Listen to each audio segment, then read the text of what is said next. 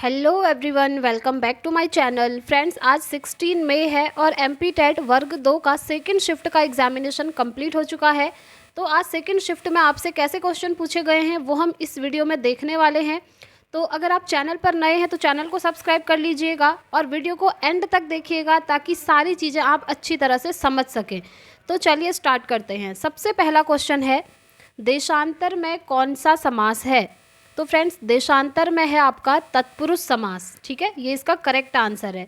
देखिए, समास, संधि, उपसर्ग, प्रत्यय, अलंकार, ये सभी मैंने आपको इसी चैनल पर करवाए हुए हैं और उनके नोट्स मैंने टेलीग्राम पर पीडीएफ फॉर्मेट में आपको भेजे हुए हैं। ठीक है, तो वहाँ जाकर आप नोट्स देख लीजिएगा और इस चैनल पर अगर चाहें तो ट्रिक के साथ मैंने आपको सारे कॉन्सेप्ट अच्छे से कराए हुए हैं, वो वीडियोज़ भी देख लीजिएगा। ठीक है, चलिए आगे बढ़ते हैं। नेक्स्ट क्वेश्चन, आसमान से बातें करना मुहावरे का अर्थ निम्न में से कौन सा है? तो देखिए, आसमान से बातें करना, इस मुहावरे का अर्थ होता है बहुत ऊंचा। ठीक है, ये इसका करेक्ट आंसर है। नेक्स्ट क्वेश्चन, सर्वश्रेष्ठ रस किसे माना जाता है? तो जो श्रृंगार रस होता है फ्रेंड्स, उसे सर्वश्रेष्ठ रस माना जाता है। नेक्स्ट क्वेश्चन, जंगल में लगने वाली आग को क्या कहते हैं? तो इसका आंसर है दावानल। दावानल कहते हैं जंगल में लगने वाली आग को। ठीक है, चलिए आगे बढ़ते हैं। नेक्स्ट क्वेश्चन, अवनी का विलोम शब्द, अवनी का विलोम शब्द होता है फ्रेंड्स अंबर। नेक्स्ट क्वेश्चन, पवित्र में प्रयुक्त संधि का नाम बताइए। तो फ्रेंड्स, पवित्र में जो संधि होगी वो अयादि संधि होगी। ठीक है, सारी संधि मैंने आपको ट्रिक के साथ करवाई हैं। अगर आप चाहें, आपको वीडियो नहीं मिल रही है तो आप मुझे कमेंट कीजिएगा, मैं इन सारी वीडियोस की लिंक आपके कमेंट के आंसर में दे दूंगी।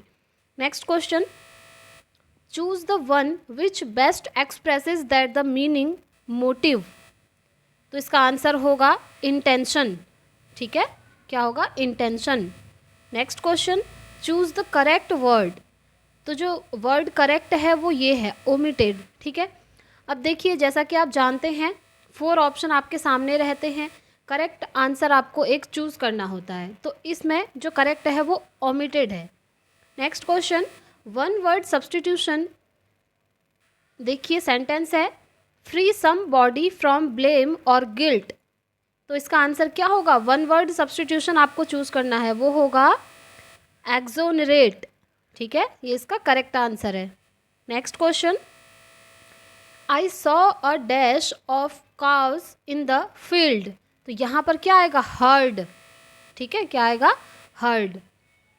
Next question, choose the alternative which best expresses the meaning of the idioms या फिर फ्रेजेस। तो सेंटेंस देखिए, to eat one's own words. तो आंसर होगा forced to retract one's own statement.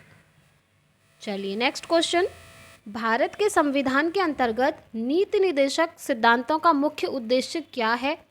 तो इसका करेक्ट आंसर होगा लोक कल्याणकारी राज्य की स्थापना। यही क्या है? मुख्य उद्देश्य है। चलिए नेक्स्ट क्वेश्चन देखेंगे, सामाजिक तथा धार्मिक सुधार आंदोलनों का प्रारंभ किस क्षेत्र से हुआ?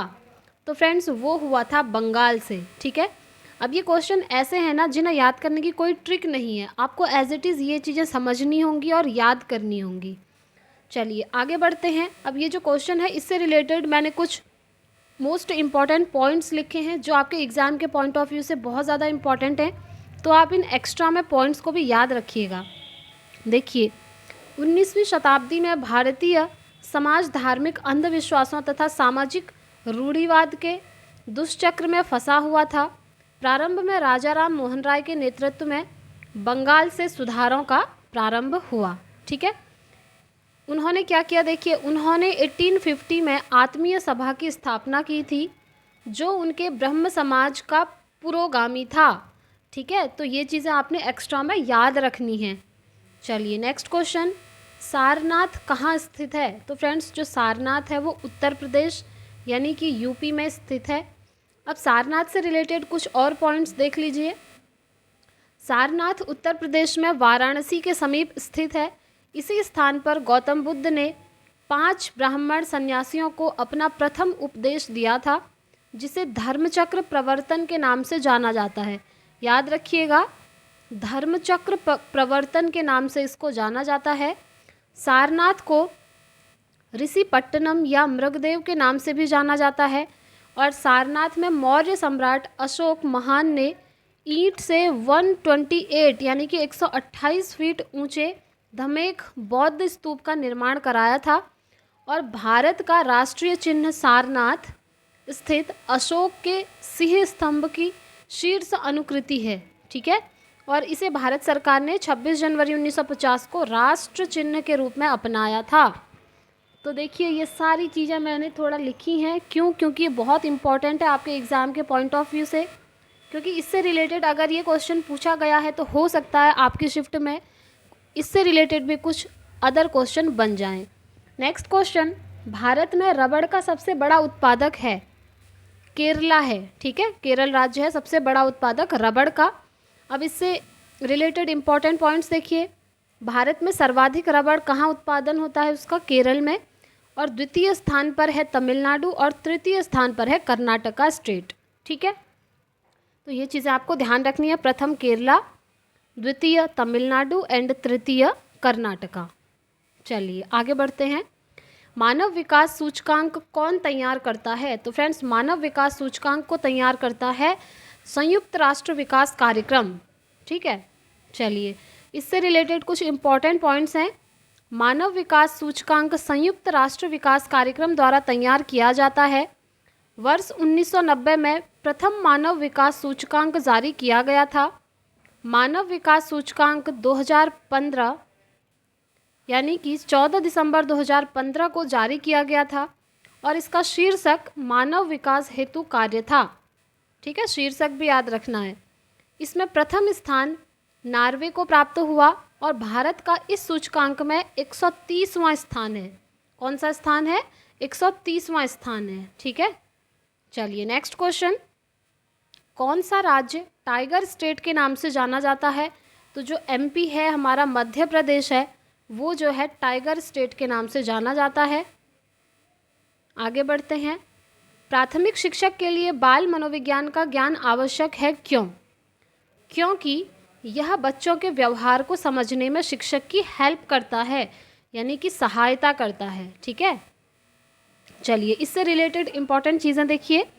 शिक्षक को बाल मनोविज्ञान का ज्ञान होना अति आवश्यक है, क्योंकि इसके द्वारा शिक्षक बालक के व्यवहार को आसानी से समझ सकता है तथा अपना शिक्षण कार्य सुचारू रूप से चला सकता है। ठीक है, चलिए नेक्स्ट क्वेश्चन, जीन पियाजे द्वारा परिभाषित वह अवस्था जहां संज्ञानात्मक विकास बालक के अपनी इंद्रियों के प्रयोग तथा बाहरी दुनिया का पता लगाने के प्रयासों से होता है, वह कौन सी अवस्था है? वह है ज्ञानेंद्रिय अवस्था। तो ज्ञानेंद्रिय अवस्था इज़ द राइट आंसर। देखिए मैंने आपको पहले भी बोला हुआ है, जीन पियाजे की थ्योरी को आप बिल्कुल भी स्किप मत करिएगा। जीन पियाजे हैं, वाइगोत्स्की हैं और कोहलबर्ग हैं, इन तीनों की थ्योरी आप ज़रूर पढ़ के जाइएगा, क्योंकि हर शिफ्ट में इनसे क्वेश्चन बनते ही हैं, आप देख ही रहे हैं। ठीक है, तो मैंने भी, अगर आप चाहें तो मेरे चैनल से भी पढ़ सकते हैं, और अगर चाहें तो कहीं और से भी पढ़ सकते हैं, बट इम्पॉर्टेंट ये है कि आप इनकी थ्योरीज़ को पढ़ के ज़रूर जाइएगा। देखिए अभी हमारे चैनल पर पेडागोजी की सीरीज़ चल रही है, जो मैंने सीटेट के नाम से बनाई है, बट वो सीटेट में ही नहीं बल्कि एमपीटेट और हर एक टीचिंग एग्ज़ाम में इम्पॉर्टेंट है। ठीक है, अभी हमारी 16 क्लासेस हो चुकी हैं पेडागोजी की। प्लेलिस्ट का लिंक भी मैं कमेंट बॉक्स में पिन कर दूंगी, वहाँ जाकर आप चेकआउट कर सकते हैं। वहाँ पर उस प्लेलिस्ट में से आप 3 वीडियोस तो ज़रूर देखिएगा, एक पियाजे की थ्योरी, एक वाइगोत्स्की की थ्योरी और कोहलबर्ग की थ्योरी, क्योंकि मैंने ये इस तरीके से पढ़ाई है ना, अगर एक बार आप इन्हें पढ़ लेते हैं, देख लेते हैं वीडियो, तो आपको कहीं और से पढ़ने की बिल्कुल ज़रूरत नहीं पड़ेगी। और अगर इनके नोट्स आपको चाहिए तो आप टेलीग्राम ग्रुप को ज्वाइन कर लीजिएगा, वहाँ पर PDF फॉर्मेट में मैं प्लेलिस्ट में बनी हर वीडियो के नोट्स आपको भेजती रहती हूँ। ठीक है, चलिए तो देखिए, जीन पियाजे द्वारा परिभाषित ज्ञानेंद्रिय अवस्था में संज्ञानात्मक विकास बालक के अपनी इंद्रियों के प्रयोग द्वारा बाहरी दुनिया का पता लगाने के प्रयासों से होता है। ठीक है, बेसिकली पियाजे की थ्योरी में जो सबसे इम्पॉर्टेंट है वो ये है कि इन्होंने विकास के 4 स्तर बताए थे। वो स्तर हैं SPCF, यानी कि sensory motor, pre operational, concrete operational and formal operational. अब ये जो आप ज्ञानेंद्रिय अवस्था देख रहे हैं, ये आता है सेंसरी मोटर के अंतर्गत, और सेंसरी मोटर को हिंदी में कहते हैं संवेदी प्रेरक अवस्था या संवेदी गामक अवस्था। ठीक है, तो ये इसी के अंदर आता है। चलिए आगे बढ़ते हैं। बहुबुद्धि सिद्धांत के संदर्भ में एयरफोर्स पायलट बनने के लिए निम्नलिखित में से कौन सी बुद्धि की आवश्यकता है?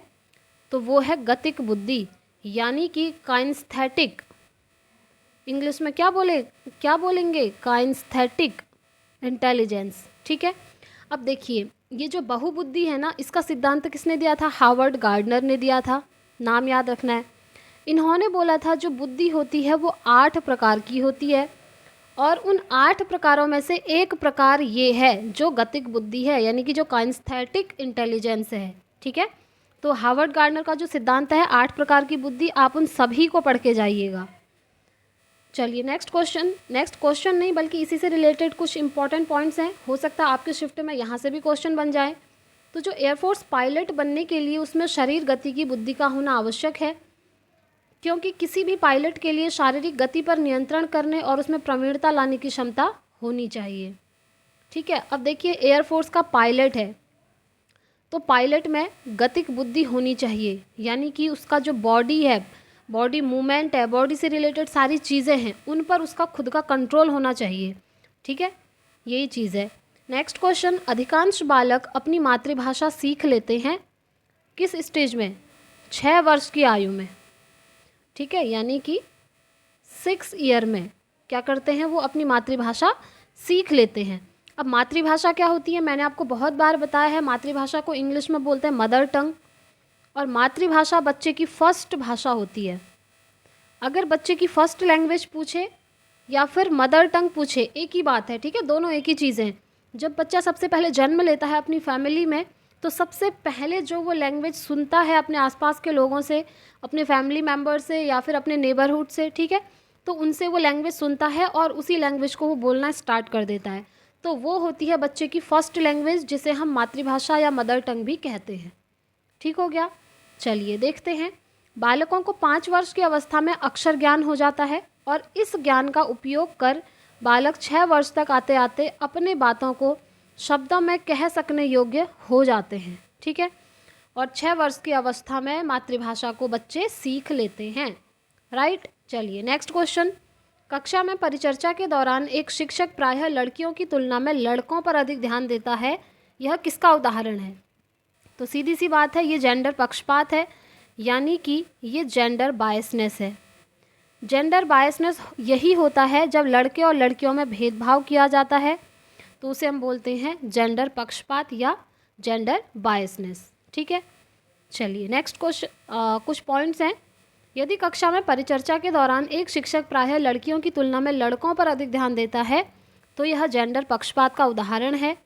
कक्षा में जब शिक्षक लिंग विशेष को ध्यान में रखकर व्यवहार करता है तो इसे लैंगिक पक्षपात कहा जाता है। अतः एक अच्छे शिक्षक को कक्षा में लैंगिक पक्षपात नहीं करना चाहिए। ठीक है, क्योंकि लैंगिक पक्षपात यानी कि जेंडर बायसनेस, इससे लड़कियों और लड़कियों में क्या होता है? भेदभाव हो जाता है। ये चीज़ जो है शिक्षकों को बिल्कुल नहीं करनी चाहिए। चलिए नेक्स्ट क्वेश्चन, क्षेत्र विशेष में बालक की विशिष्ट योग्यता तथा विशिष्ट क्षमता को क्या कहते हैं? तो उसे कहते हैं फ्रेंड्स अभिक्षमता। ठीक है। नेक्स्ट क्वेश्चन, समावेशीकरण की सफलता के लिए आवश्यक है, क्या आवश्यक है? सेंसिटिविटी यानी कि संवेदनशीलता आवश्यक है। ठीक है। नेक्स्ट क्वेश्चन देखिए, ये सबसे ज़्यादा इम्पॉर्टेंट है। वैसे डिसलेक्सिया किससे संबंधित है? तो पढ़ने संबंधी समस्या से, यानी कि अगर किसी बच्चे को पढ़ने में समस्या आ रही है तो उसके अंदर एक अधिगम विकार पाया जाता है, जिसे हम डिसलेक्सिया कहते हैं। ऐसे ही और भी हैं। अगर बच्चे को लिखने में प्रॉब्लम आ रही है तो उसके अंदर डिसग्राफिया है। अगर बच्चे को पढ़ने संबंधी आ रहा है तो डिसलेक्सिया है। ठीक है, ये तो ऊपर ही हो गया था। उसके बाद अगर बच्चे को गणितीय कौशल संबंधी समस्या, यानी कि मैथ्स में कैलकुलेशन करने में अगर बच्चे को प्रॉब्लम आ रही है तो उसे होता है डिसकैलकुलिया। ये सब आपको याद करने पड़ेंगे। मौखिक रूप से सीखने की अक्षमता, अगर किसी बच्चे को मौखिक रूप से सीखने में प्रॉब्लम होती है तो उसे होता है अफेजिया या डिस्फेजिया। अब देखिए, ये ओनली 4 ही नहीं होते हैं अधिगम विकार, बल्कि 8 या 9 होते हैं टोटल। ठीक है, dyslexia, dysgraphia, aphasia, dysphagia, apraxia, dyspraxia, ये सारे मैंने आपको सिर्फ एक सिंगल वीडियो में कराए हुए हैं, और नोट्स मैंने PDF फॉर्मेट में टेलीग्राम पर शेयर किए हुए थे। आप वो वीडियो ज़रूर देखिएगा, क्योंकि ट्रिक के साथ मैंने आपको ये सारे अधिगम विकार यानी कि लर्निंग डिसेबिलिटीज़ याद करवाए थे। अगर आपको वो वीडियो नहीं मिलता मेरे चैनल पर, तो आप इसी वीडियो के कमेंट बॉक्स में मुझे कमेंट कीजिए, कि इस वीडियो का मुझे लिंक भेज दीजिए, तो मैं आपको लिंक प्रोवाइड कर दूँगी, ठीक है, उस वीडियो का। चलिए आगे बढ़ते हैं। सृजनात्मकता की पहचान होती है किस चीज़ से? नवीन परिणाम से। सृजनात्मकता का मतलब क्या होता है? कुछ नई चीज़ का निर्माण करना, यानी कि क्रिएटिविटी, कुछ नया क्रिएट करना। सृजनात्मकता शब्द सृजन शब्द से बना है, जिसका अर्थ होता है नई वस्तु एवं सिद्धांतों की खोज, ठीक है, जो मैंने आपको समझाया। इस प्रकार नवीन परिणामों से ही सृजनात्मकता की पहचान होती है। नेक्स्ट क्वेश्चन, निचली कक्षाओं में शिक्षण की खेल पद्धति मूल रूप से आधारित है, किस चीज़ पर आधारित है? विकास एवं वृद्धि के मनोवैज्ञानिक सिद्धांतों पर आधारित है, ठीक है, याद रखना है। निचली कक्षाओं में शिक्षण की खेल पद्धति मूल रूप से विकास एवं वृद्धि के मनोवैज्ञानिक सिद्धांतों पर आधारित है, क्योंकि देखिए, क्योंकि निचली कक्षाओं के बच्चे सामान्यतः बाल्यावस्था में होते हैं और बाल्यावस्था में बच्चे पढ़ने से ज़्यादा खेलने में रुचि लेते हैं। ये बिल्कुल सही बात है ना? इसीलिए छोटे बच्चों को पढ़ाने के लिए शिक्षण की खेल पद्धति का विकास का प्रयोग किया जाता है, क्योंकि जो छोटे बच्चे होते हैं उन्हें पढ़ने से ज़्यादा खेलना पसंद होता है, तो बच्चों को खेल विधि अपना करके पढ़ाना चाहिए, यानी कि खेल खेल में बच्चों को पढ़ाना चाहिए। चलिए नेक्स्ट क्वेश्चन नहीं है। तो फ्रेंड्स, ये क्वेश्चंस थे आज आपके जो शिफ्ट में पूछे गए हैं, सेकंड शिफ्ट में। आई होप आप लोगों के लिए वीडियो हेल्पफुल रहा होगा। पसंद आया तो प्लीज़ वीडियो को लाइक एंड शेयर करके जाइएगा, और चैनल पर नए हैं तो चैनल को सब्सक्राइब कर लीजिएगा। साथ ही बेल आइकन प्रेस कीजिएगा ताकि आने वाली वीडियोज़ की नोटिफिकेशन आपको सबसे पहले मिल सके। तो फ्रेंड्स, इस वीडियो में इतना ही रखते हैं, मिलेंगे हम नेक्स्ट वीडियो में। तब तक के लिए thank you, bye bye, take care, all the very best.